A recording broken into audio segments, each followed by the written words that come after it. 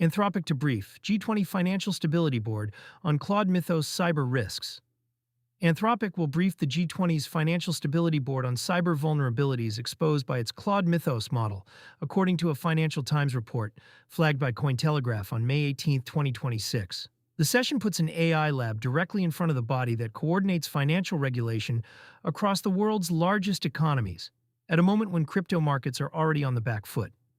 Bitcoin trades at $76,988, down 1.6% on the day, and Ether at $2,023, down 3.1%, with fear and greed at 39 as of May 18th. The Basel briefing, the Financial Stability Board, sits inside the Bank for International Settlements in Basel and coordinates how G20 central banks and finance ministries respond to systemic risk. Putting Anthropic in that room is unusual. The FSB historically hears from banks, market infrastructure operators, and national supervisors. An AI lab being invited to present cyber findings signals that regulators now treat frontier model behavior as a financial stability input, not just a technology question. According to the FT account, the briefing will focus on cyber vulnerabilities surfaced by Claude Mythos during internal red teaming and customer deployments.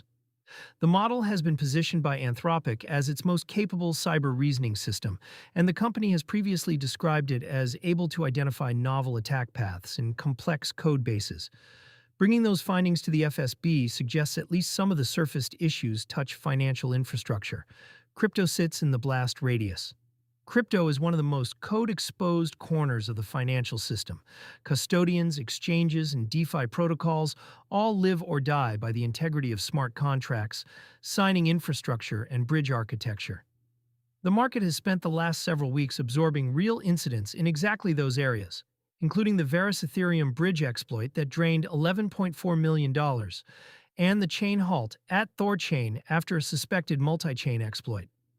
A briefing where a frontier AI lab tells G20 supervisors that automated reasoning systems can now flag previously undisclosed weaknesses in production financial code is, in plain terms, a regulatory pressure event for any operator that holds customer funds.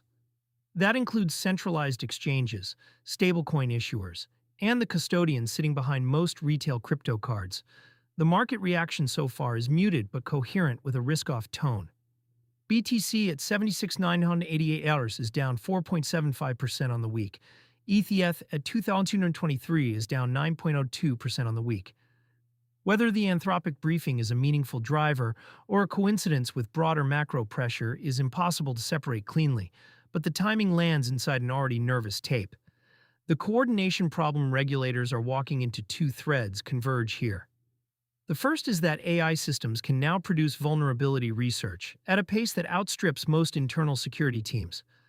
The second is that financial supervisors do not yet have a standard playbook for what to do with that research. Disclosure timelines, scope of disclosure, and who pays for remediation are all unsettled questions when the discovery happens inside a private lab rather than a regulated entity.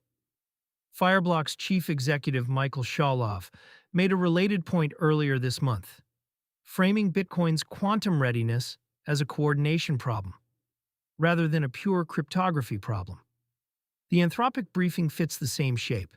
The technical capability is here, the institutional response is not. For exchanges and custodians that act as the bridge between fiat and crypto, the practical question is whether the FSB's response shifts toward harder requirements on incident disclosure, code audit cadence, and acceptable use of third-party AI in offensive security testing. None of that is settled today, and Anthropic's briefing is a closed session, not a published rulemaking. Counterparty risk is back in the conversation. The macro overlay matters.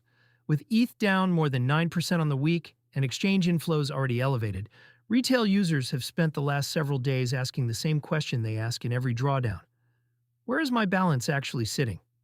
That question maps directly onto custody design. Custodial card programs keep balances on the issuer's books.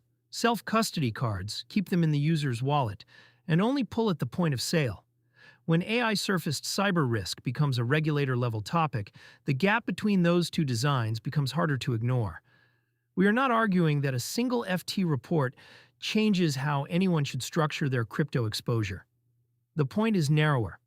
A G20 level body is being briefed by an AI lab on cyber vulnerabilities, and the universe of operators most exposed to code risk is the same universe that holds crypto user funds.